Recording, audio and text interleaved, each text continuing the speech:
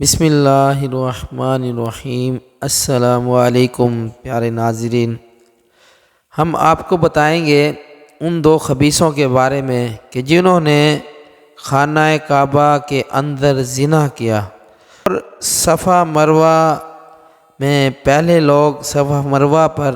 کس کو پوجتے تھے؟ بتوں کو پوجتے تھے اسلام آنے سے پہلے، اور بہت کچھ آپ کو بتائیں گے، آپ کے علم میں اضافہ ہوگا انشاءاللہ۔ آئیے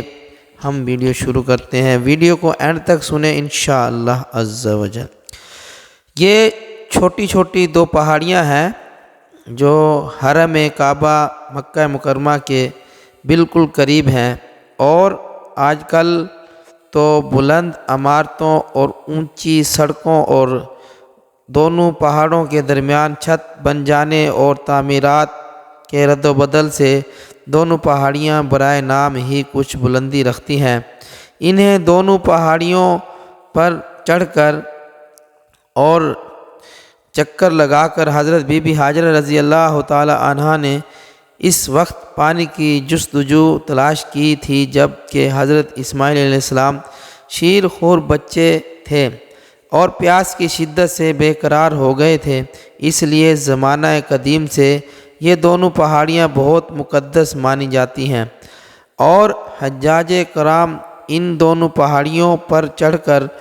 بڑے احترام اور جذب عقیدت کے ساتھ طواف کرتے اور دعائیں مانگا کرتے تھے۔ مگر زمانہ جاہلیت میں ایک مرد جس کا نام اوصاف تھا اور ایک عورت جس کا نام نائلہ تھا، ان دونوں خبیثوں نے خانہ کعبہ کے اندر زنا کاری کر لی، تو ان دونوں پر یہ قہر الہی نازل ہو گیا کہ یہ دونوں مسخ ہو کر پتھر کی مورت اور بت بن گئے۔ پھر زمانہ جاہلیت کے بت پرستوں نے ان دونوں مجسموں کو کعبہ سے اٹھا کر صفا مروہ کے دونوں پہاڑوں پر رکھ دیا اور ان دونوں بتوں کی پوجا کرنے لگے۔ پھر جب عرب میں اسلام پھیل گیا تو مسلمانوں نے اوصاف و نائلہ دونوں بتوں کی وجہ سے ان دونوں پہاڑیوں پر جانے کو گناہ سمجھنے لگے۔ اس وقت اللہ تعالیٰ نے قرآن مجید میں یہ حکم نازل فرمایا کہ صفا و مروہ کے طواف اور ان دونوں کی زیارت میں کوئی حرج و گناہ نہیں، بلکہ حج و عمرہ دونوں عبادتوں میں صفا مروہ کا طواف ضروری ہے۔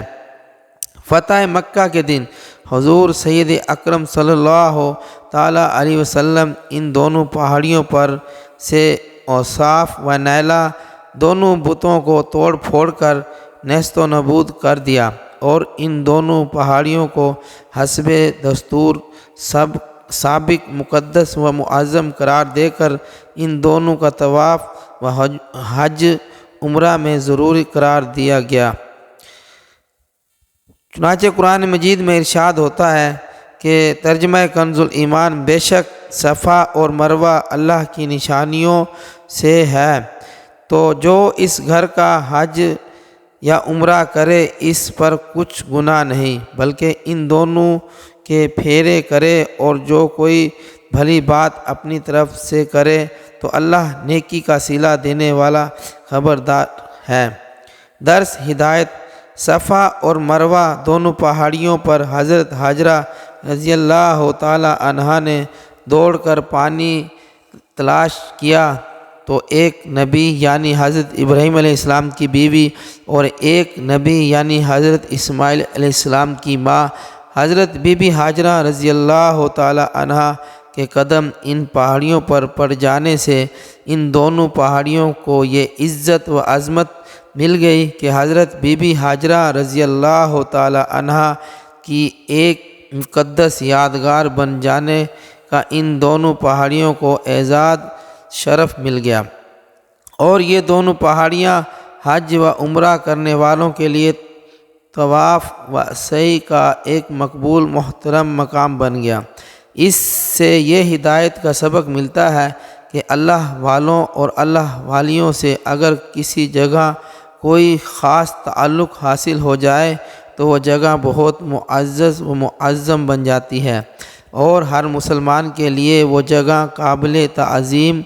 و لائق احترام ہو جاتی ہے، ورنہ مکہ معظمہ میں بہت سی پہاڑیاں اور چھوٹے بڑے بہت سے پہاڑ ہیں، مگر صفا مروہ کی چھوٹی چھوٹی پہاڑیوں کو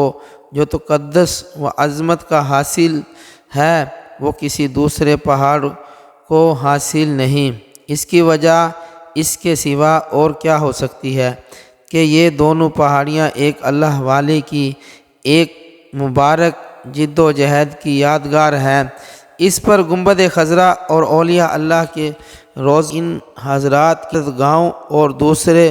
مقدس مقامات کو قیاس کر لینا چاہیے کہ یہ سب خاصان خدا کی نسبت و تعلق کی وجہ سے معزز، معظم، قابل تقدس و لائق و تعظیم و احترام ہے، اور ان سب جگہ کی تعظیم و توقیر خداوند قدوس کی خوشنودی کا باعث اور ان سب مقامات کی بے ادبی، قہر غضب جبار کا سبب ہے۔ لہذا ان لوگوں کو جو گنبد خضرا اور مقابر اولیاء اللہ کے بے ادبی کرتے ہیں اور ان کو مدہم مسمار کرنے کا پلان بناتے رہتے ہیں، انہیں ان حقائق کے ستاروں سے ہدایت کی روشنی حاصل کرنی چاہیے اور اپنی نحوست اور اپنی بدبختیوں سے تائب ہو کر صراط مستقیم کی راہ پر ثابت قدم ہو جانا چاہیے۔ خداوند قدوس اپنے حبیب کریم علیہ السلام کے طفیل میں سب کو ہدایت کا نور عطا فرمائے اور صراط مستقیم کی شاہراہ پر چلائے، آمین۔ اللہ سے دعا ہے جو کچھ سنا اس پہ عمل کرنے کی توفیق عطا فرمائے، بے ادبی سے بچائے، آمین۔